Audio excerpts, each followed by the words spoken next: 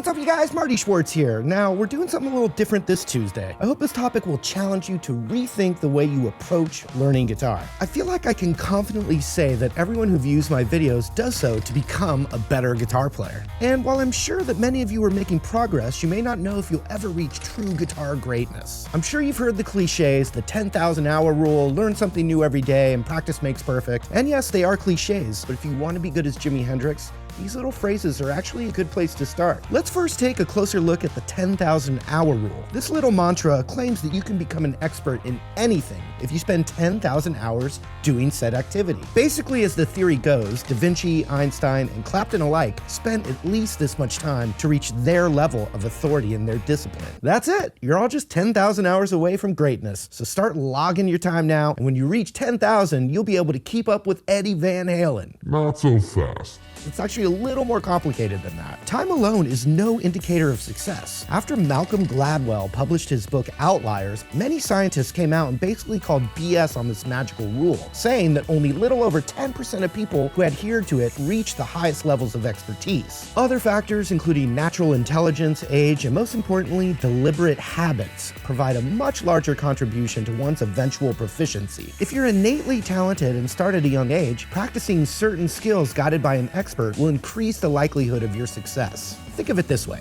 If you just picked up a guitar and started throwing your fingers on the fretboard all willy-nilly, trying to find what sounds good, the time you spend doing that will be far less productive than if someone told you the note names of the strings, where to put your fingers, and how to read tablature. It reminds me of my favorite Mitch Hedberg joke. I taught myself how to play guitar, which was a bad decision because I didn't know how to play it, so I was a crappy teacher. So what does that look like? Well, lucky for you, I have a few beginner lessons that will help any guitar newbie get started on their musical journey. But once you've jumped that hurdle, you can move to the next success cliche, setting attainable goals, also known as learn something new every day. Now, it doesn't have to be every day. It can be over the course of a few days as long as it's something that challenges you, but it's still within your reach. If you can set small hurdles for yourself, the time you spend practicing will bear more fruit. Something that I like to keep in mind, composing music is creative, but mastering the guitar is not. It's just a skill like math or chess. The tools that people use to improve on those skills directly correlate to learning the guitar. Much of guitar playing is muscle memory. At this point, I'm not thinking about where to put my fingers when I play an E chord. I just innately know where to put them when I'm reading a tab or a lead sheet. The only way I or guitarists much better than me were able to reach this level is by setting a series of small goals. In this case, understanding open chords and attaining them over time. Now, before I move to my final point, I have one more thing to say about the 10,000 hour rule. I know we discussed a few of the merits of it, and I'm sure a few of you are still keeping track, but having marathon practice sessions may get you to that final number much faster, but it might not be beneficial. Your brain actually retains information better within 60 to 90-minute intervals, so make sure that your practice time remains within this threshold, and let's not confuse practice with playing. Practice your skills and drills, like this one for instance.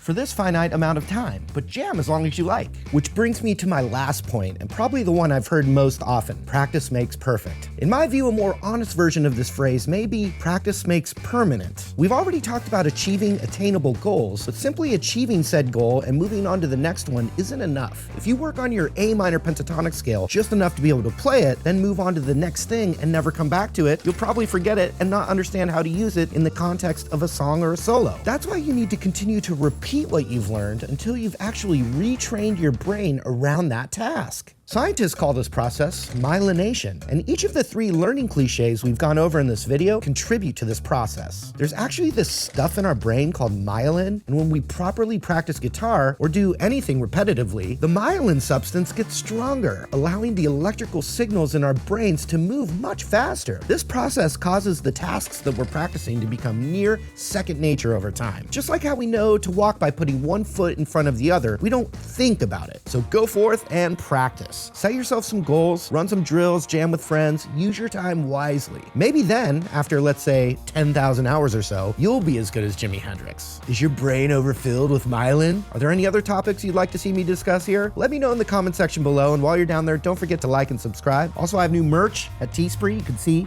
the link down below. Thanks again for supporting. We'll see you later.